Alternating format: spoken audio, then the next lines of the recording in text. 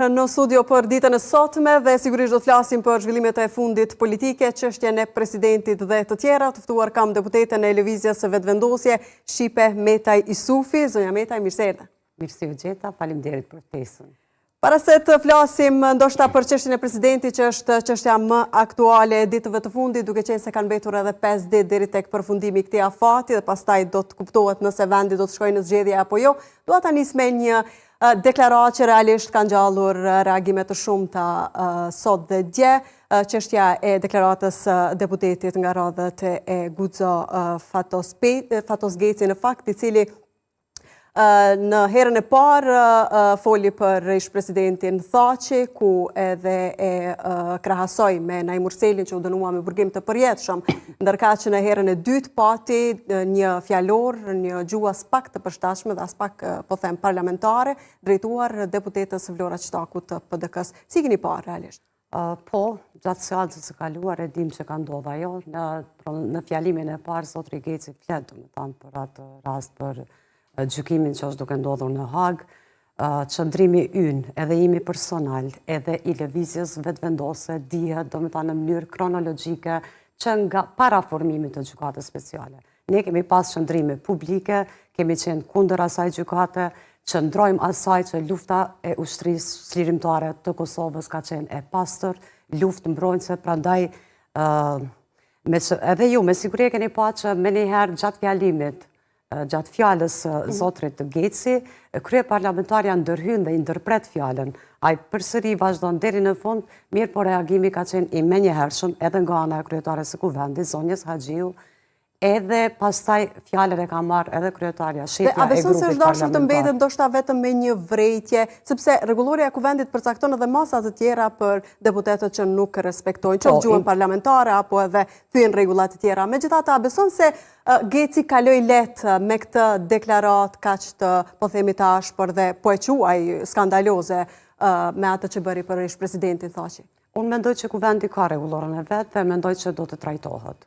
Edhe uroj që të trajtohet dhe nga kuvendi Parlamenti i Republikës të mos kemi deklaratat e tilla, por të debatojmë me programe politike, me një gjuhë parlamentare, e jo të dalim nga suazat normale. Sepse sikur nuk mësoj nga gabimi i parë që bëri dhe kaloi tek, po themi, gabimi i dytë, deklarata për deputeten Vlora Qitaku, një gjuhë as pak e përshtatshme dhe sigurisht edhe ju si grua që jeni, po besoj që edhe distancoheni nga këto deklarata ti, megjithatë keni pasur rastin ndoshta edhe qoftë edhe të bisedoni apo ka biseduar dikush nga grupi parlamentar me zotrin Geci? T'ju them me sinqeritet që jemi ndiq shumë keq. Një deklaratë, i drejtohet një gruaje deputete, jo vetëm asaj, po cilës do parti politike, cilës do grua që mirret me politik, ose në të gjitha sferat e jetës, kjo gjuhë është e papranueshme për neve si gra të vetëvendosjes. Edhe nëse më pyetni, si qytetare, si profesoresh, e dënoj një gjuhë të tillë ndaj grave dhe vajzave. Apo normalizohet deri diku gjuha e tillë ndërmjet deputetëve? Neve edhe sot nuk është fatkeqësisht nuk është rasti i parë. Kemi pasur edhe raste të tjera më herët, drejtuar edhe deputetës Adriana Matoshi dhe të tjerave, dhe realisht apo normalizohet një gjuhë e tillë mes deputetëve? Të gjithë do të bëjmë përpjekje si shoqëri edhe si institucionet që të mos normalizohet kjo gjuhë.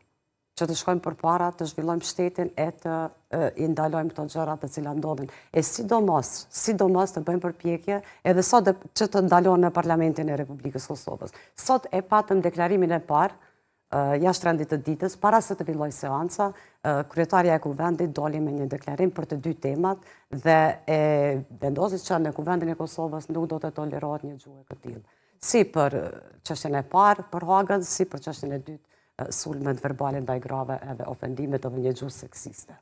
Uroj shumë që shpresoj që të jetë e fundit, është e vërtetë siç e thatë edhe ju që ka pas shumë raste të tilla, edhe në gjatë mandatit të kaluar, i cili ka qenë mandati imi i parë dhe kam qenë e befasuar për këtë gjuhë domethënë që është përdorur. Uroj që të jetë e fundit dhe të mos përdoret.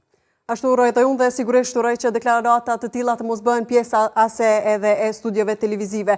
Gjithsesi të kalojmë edhe tek çështja tjetër, ajo po themi kryesorja gjatë këtyre ditëve, duke qenë se e përmenda edhe më herët kanë mbetur edhe 5 ditë deri tek përfundimi i afatit për zgjedhjen e presidentit. Lëvizja Vetëvendosje i quan oferta gjeneroze ato cilat ju ka bërë partive opozitare, në anën tjetër të njëjtat nuk i konsiderojnë as pak të tilla. Madje në deklarate fundit e Enver Hoxhait të PDK-s tha se nuk na duhet as pak pozita e kryetarit të kuvendit. A ka lëvizja Vetëvendosje ndonjë opsion tjetër apo realisht po shkohet drejt të zgjedhjeve dhe këto ditë do të jenë, këto 5 ditë po themi do të jenë ditë heshtje derisa vendit shkoj përfundimisht në zgjedhje? Dorontila, së pari me lejo që të bëj një përmbledhje të shkurtër të gjitha veprimeve edhe përpjekjeve që kemi bërë si lëvizje Vetëvendosje në mënyrë kronologjike se si ka rrjedhur deri këtu situata dhe çfarë ka ndërmarrë lëvizja Vetëvendosje si parti fituese. Përkatësisht, kryetari i partisë, i subjektit tonë Zotri Kurti, njëkohësisht edhe kryeministri i Republikës Kosovës. Pas konstituimit të qeverisë, pas formimit të qeverisë, konstituimit të kuvendit, me njëherë kanë filluar bisedimet edhe takimet e liderëve politik, të cilat normalisht që i kaftuar kryeministri Kurti. Çfarë ka bërë? Tash ndalemi se çfarë ka bërë lëvizja Vetëvendosje, ti listojmë paksa për hir të opinionit publik edhe qytetarëve që na përcjellin dhe çfarë ka bërë opozita lidhje me këto veprime ose oferta që na ofru. Propozimin e parë ose përcaktimin e parë si lëvizje Vetëvendosje e kemi pasur për familjen Jashari, si një kandidat konsensual të cilin do të ishte i pranueshëm për të gjithë.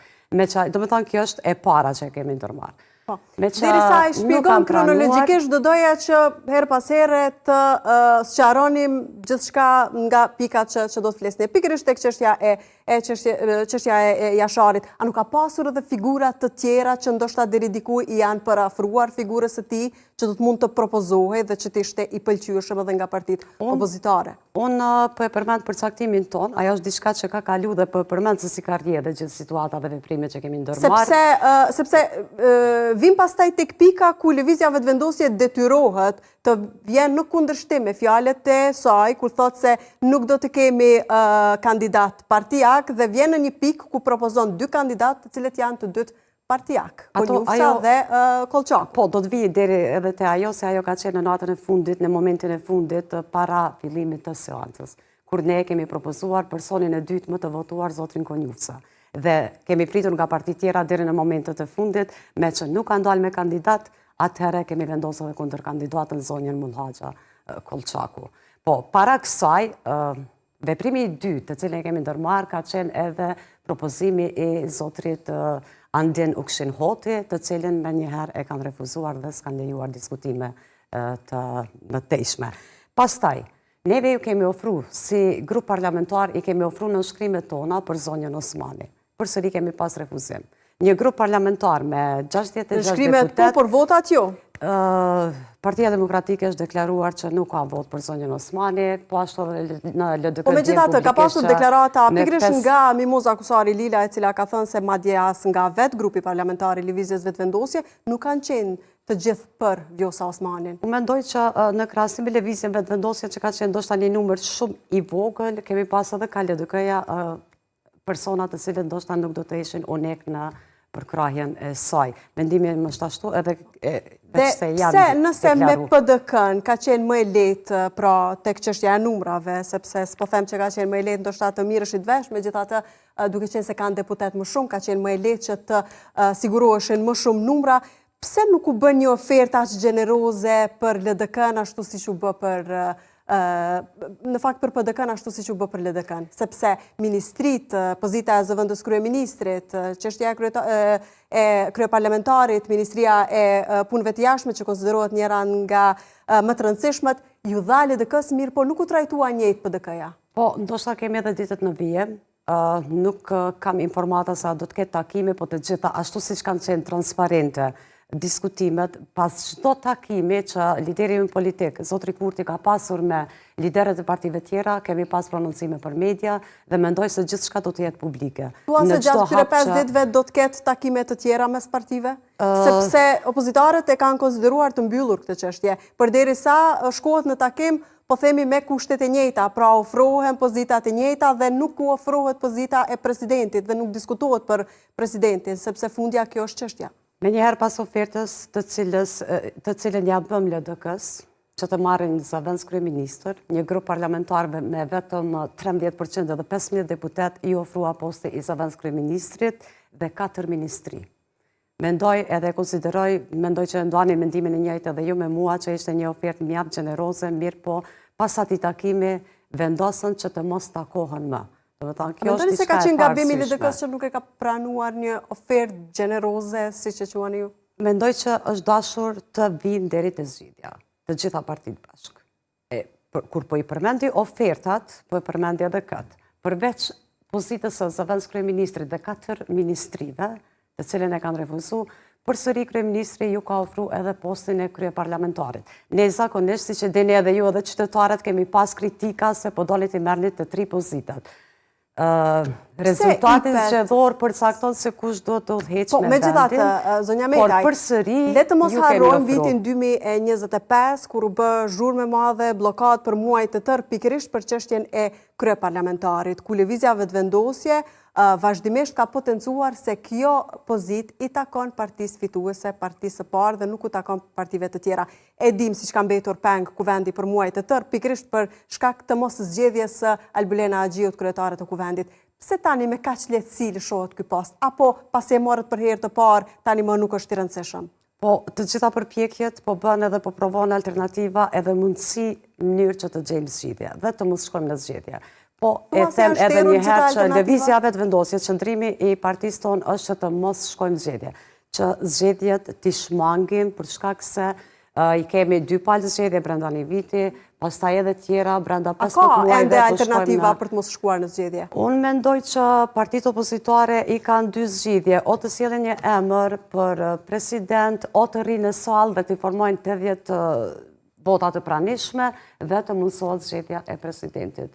Po e them edhe një herë, ose të dalim me një kandidat, ose të rinë në sallë në mënyrë që ta formojnë korumin dhe të realizohet edhe ajo pikë të konstituohen të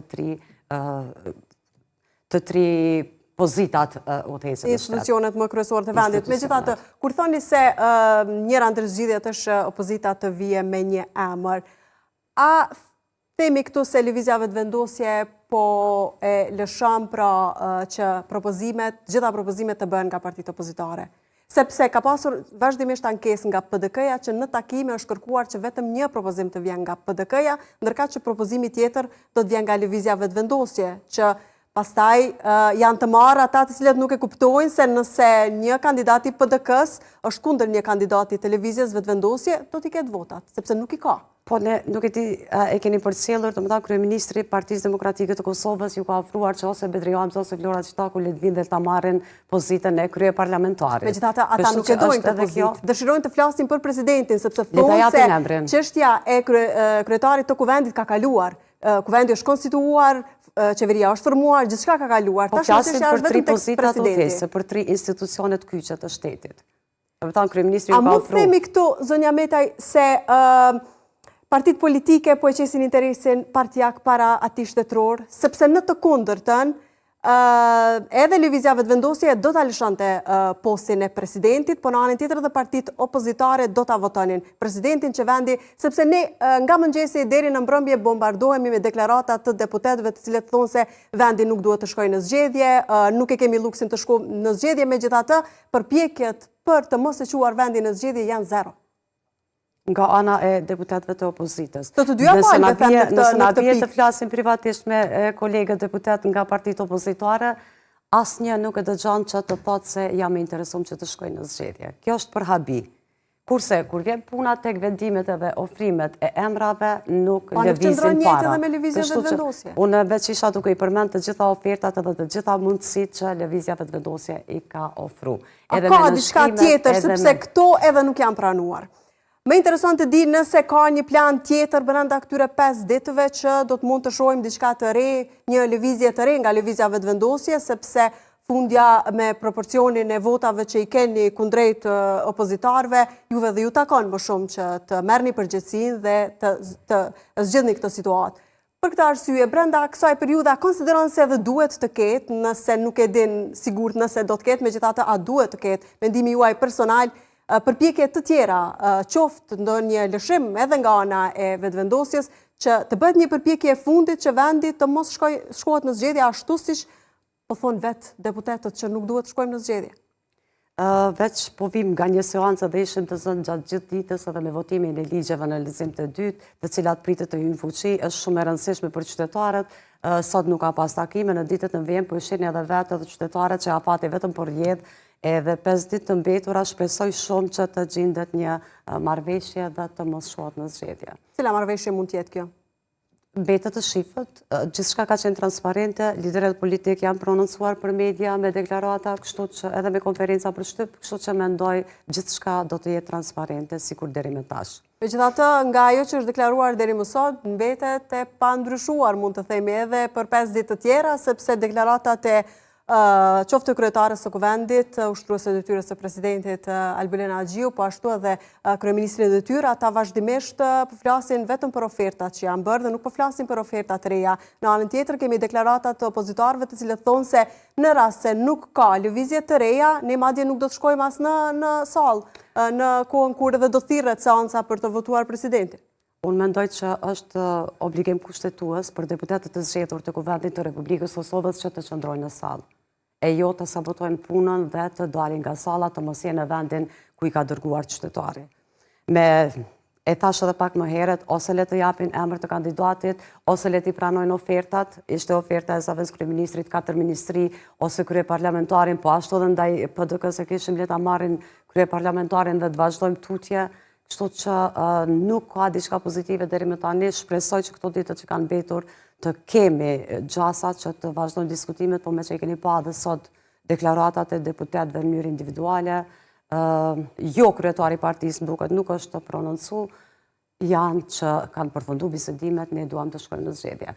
E kemi par edhe, deshta me shtu edhe diçka, e kemi par rezultatin e zgjedhjet të shkurtit, kur patë blokada me muaj të tërë, të cilat i kanë bërë ato blokada edhe ato vonesa që i kemi pas në miratimin e ligjeve, në planin e rritjes nga Bashkimi Evropian, kemi pas shumë pengesa dhe shumë zgjatje kohore.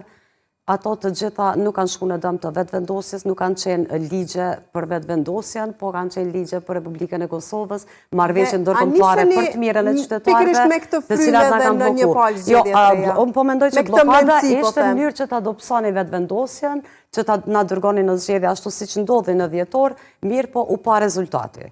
Lëvizja vetëvendosje 51%, e tash përsëri me blokada, nëse nuk ka kurrë zgjedhje, atëherë e vetmja mënyrë është të shkojmë në zgjedhje dhe pas 3 muajve ta pyesim qytetarin se kush do të qeverisë. Mund të përsëritet ajo që ka ndodhur në zgjedhjet e 28 dhjetorit, sepse diçka që ka ndodhur një herë nuk është e thënë se do të ndodhë gjithmonë. Unë mendoj se sot plasimi i lajmeve brenda sekondave përhapet në të gjithë vendin, qytetarët e kanë mundësinë shumë të lehtë që të marrin informacione, nuk është më koha kur është dashur që ta blesh një gazetë të shkosh nga fshati në qytet edhe të marrësh informacione se çfarë po ndodh. Sot qytetarët po i shohin gjitha edhe mendoj që as pak nuk dëmtohet lëvizja vetëvendosje me gjithë këto oferta edhe me gjithë këto veprime që i kanë ndërmarrë dhe ka qenë e gatshme që të ulet dhe të ftoj, po ashtu edhe me këto oferta goxha i konsideroj shumë gjeneroze ndaj partive me një numër aq të vogël të grupit parlamentar. A beson se do të ketë ndryshime në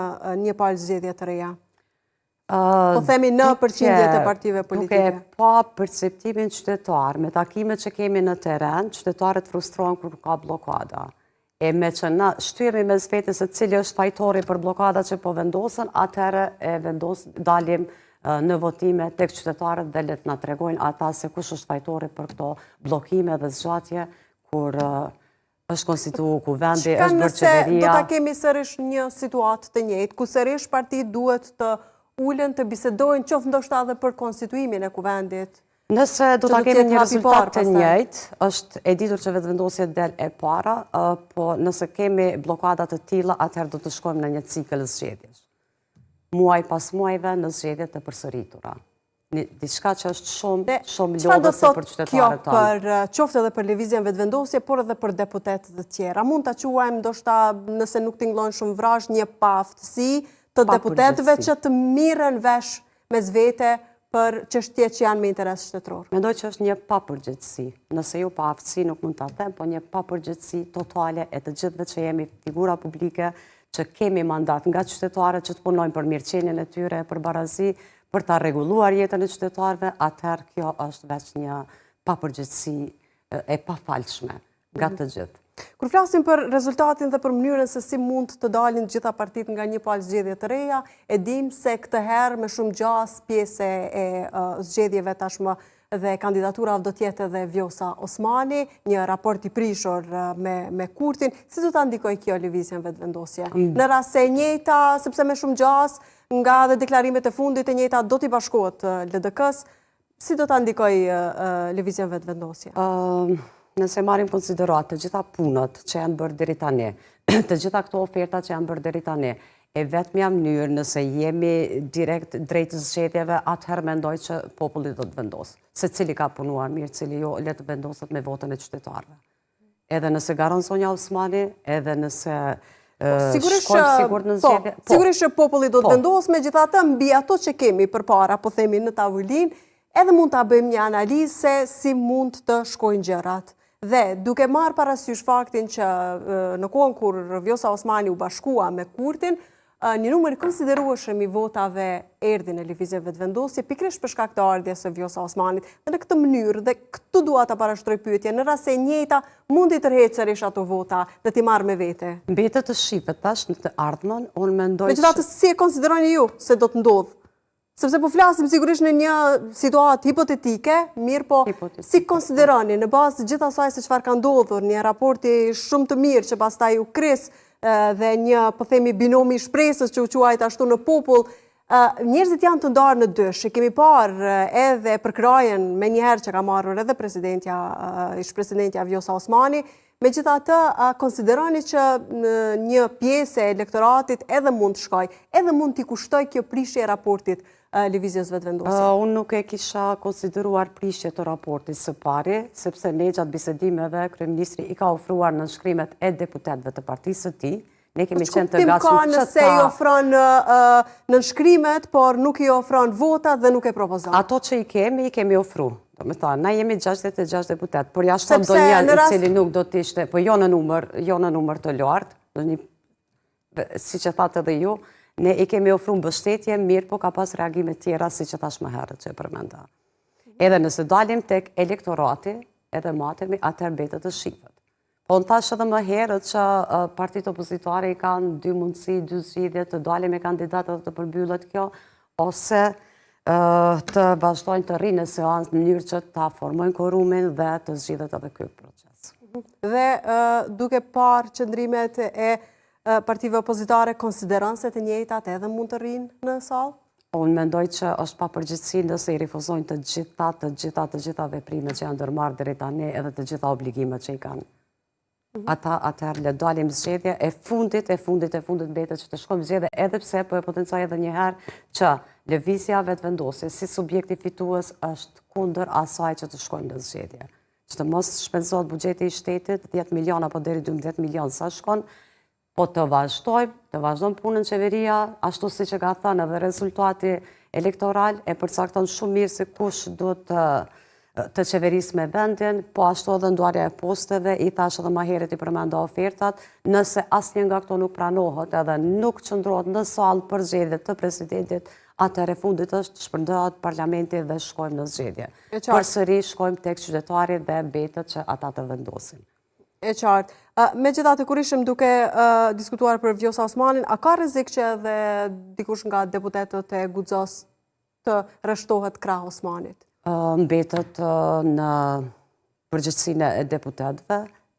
Kosova është vend demokratik, secili ka të drejtë të zgjedhë për vete, po nuk kam parë diçka që ka ndonjë mospajtim brenda ose ndonjë reagim. Pra nuk beson se Osmani mund ta marrë me vete përveç Haxhi Avdylit, të cilën tashmë e kemi parë tek deklarohet, megjithatë beson se do të ketë edhe të tjerë. Është në grupin parlamentar të vetëvendosjes koalicionit, do të thënë që e kemi edhe nuk kam vërejtur nuk kam parë asnjë prononcim të tij ose ndonjë pakënaqësi që ka shfaqur në grupin tonë parlamentar. Sepse edhe gjatë, më duket se ditën e djeshme pati një postim të tij ku tha se një fotografi me Vjosa Osmanin dhe tha se jam me presidenten më të mirë që nga shpallja e pavarësisë së Kosovës, që është një mbështetje për të. Po, është një mbështetje kolegjuale edhe si deputet edhe si qytetar mirë, po tek animi ose tek dalja në ndonjë parti tjetër nuk e di, nuk kam informacion, as nuk e di që është biseduar ndonjëherë nga ana e zotrit Avdyli. Respekt për të, por nuk kam parë aso shenja që ka diçka. E qartë, po për partit opozitare, zonja Metaj, si pret që të dalin, a ka rrezik që të njëjtat ndoshta edhe të dëmtohen akoma më shumë nga ky proces i rizgjedhor, i cili me gjas po hym? Pas zgjedhjeve të shkurtit, rezultatit të shkurtit, i pa blokadat e cilat ndodhen, i përmendë edhe më herët. Dolem tek qytetarët në mejdan të demokracisë dhe e pam rezultatin se si u rrit lëvizjave të vendosë, sepse sot tash po dinë qytetarët jemi para tyre në lupën e tyre dhe po analizojnë edhe po i dinë gjërat, po i kuptojnë. Kështu që unë mendimi em, po dhe në bazë të terenit dhe takimeve me qytetarë, mendoj që vetëvendosja ka bërë shumë oferta, ka bërë oferta goxha gjeneroze, me të vërtetë është gjeneroze, e thash edhe më herët, mos të përsëritem, kështu që mbetet tek qytetarët të analizojnë se edhe në rezultatin e shkurtit mendonin që ta dobësonin dhe ta çonin hala më poshtë. Lëvizje vetëvendosje mirë, po shkoj 51%, qytetarët do ta vlerësojnë edhe do të analizojnë edhe me votën e tyre do të vendosin. Ndoshta unë perceptivi im edhe mendimi im në bazë të terenit është që do të rritët lëvizja vetëvendosje.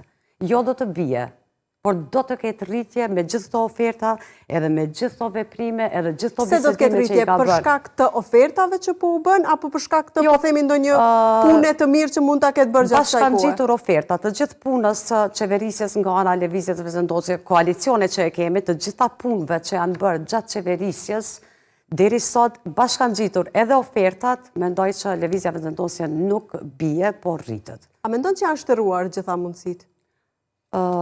Mendoj që opozita duhet të reflektoj edhe të ullet e të mos i ndërpres bisedimet pikërisht në momentit kur i jepet një ofertë goxha gjeneroze. Aty me ndërprej. Mendoj që duhet të jenë më fleksibil edhe duhet të i vazhdojnë bisedimet. Kur bëhen gjitha këto oferta që ju po i quani gjeneroze, pse nuk u bë edhe një, po themi, gest i vogël dhe ndoshta me të drejtë që e kërkoi Partia Demokratike, dërgimi i ftesës në mënyrë zyrtare, sepse kjo ishte më e pakta që kërkoi Partia Demokratike si një fillim pastaj për t'u takuar për çështjen e presidentit.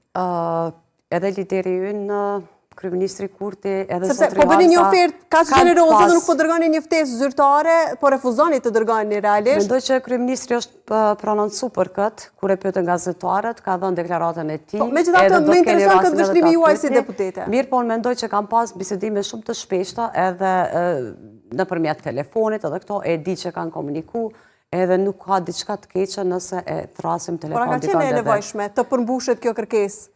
Sepse me të drejtë Bedri Hamza e ka sqaruar duke thënë se kemi dashur që edhe ftesa apo edhe përgjigjja jonë të jetë zyrtare në mënyrë që nesër pas nesër asnjëra nga partitë mos mund ta shfrytëzojë ndoshta për pojena të tyre politik. Po mendoj që kjo nuk është diçka shumë e rëndësishme se mënyra se si ftohet. Dikush mirë po në përmbajtjen se çka ofron edhe çka zhvillohet gjatë atyre takimeve. Kjo është më e rëndësishmja. Nëse dojmë me qitë ashtu ankesa... Nuk u plotësua një kusht që ata kërkoni si mund të shkojë pastaj më tutje. Sepse edhe oferta u bën në WhatsApp, në një mesazh po themi WhatsApp. Kanë komunikuar edhe në WhatsApp, kanë pas bisedime, kanë pas komunikime, po mendoj të ndërsjella, kështu që unë mendoj që nuk është me patjetër ajo që të vihet ai kusht, vetëm nëse pra s'ka qenë, konsideron se s'ka qenë gabim kjo. Në procesin, do të thamë me qitë ankesa sa më shumë gjatë procesit edhe me marrë me detaje ashtë të vogla.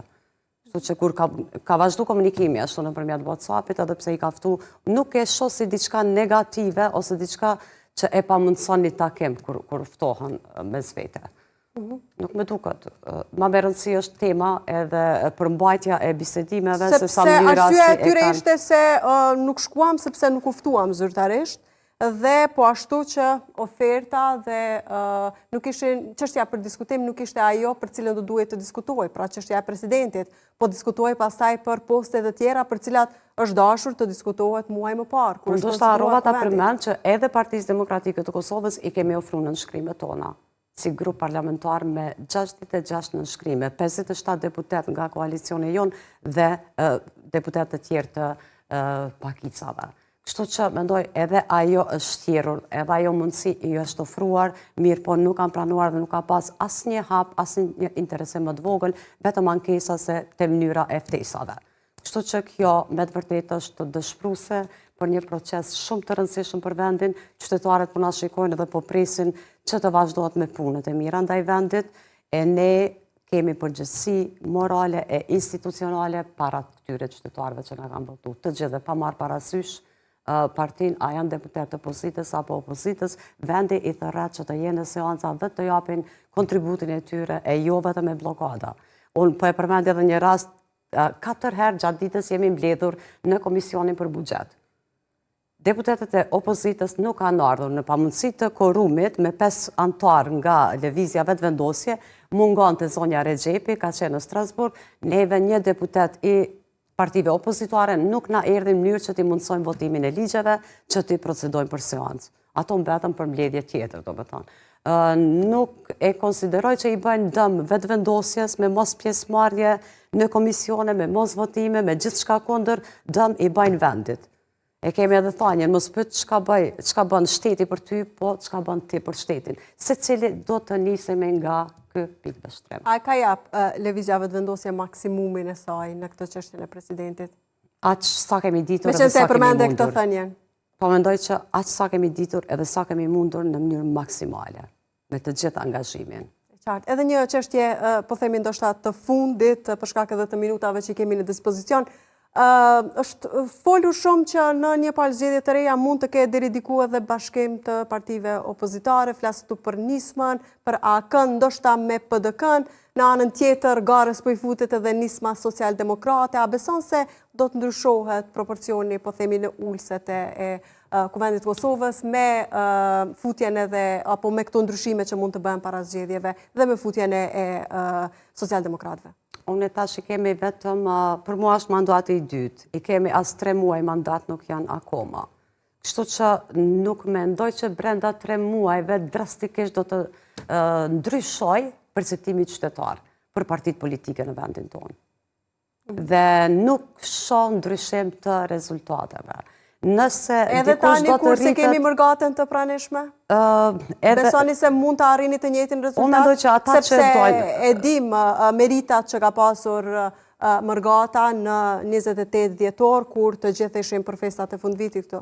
Kemi pasur dhe deklarata ndaj mërgatës, jo nuk kanë drejt votimi, kështu është shumë e pa skrupull të flitet një gjuhë e tillë.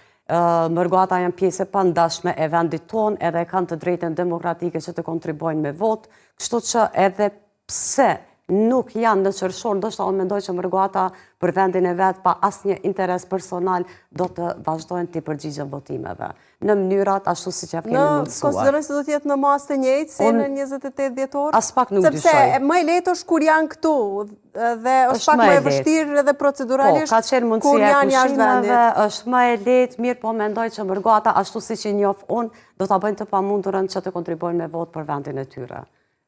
Në të gjitha metodat e cilat javë kemi mundësuar.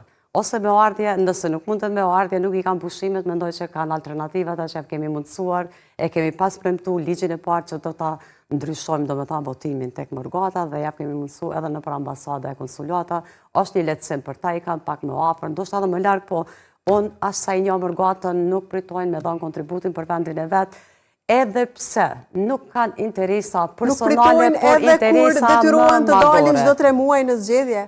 Kjo është një maltretim, e thash edhe më herët, lëvizja vetëvendosje dëshirë më të madhe në ka që t'i shmang zgjedhjet, pikrisht për këtë që falem të mos i maltretojmë qytetarët e t'i pyesim vetëm pas 2 muajve se për këtë po mendoni që do të qeverisë, kështu që të presim në ditët në vijem se si po rrjedhin gjërat.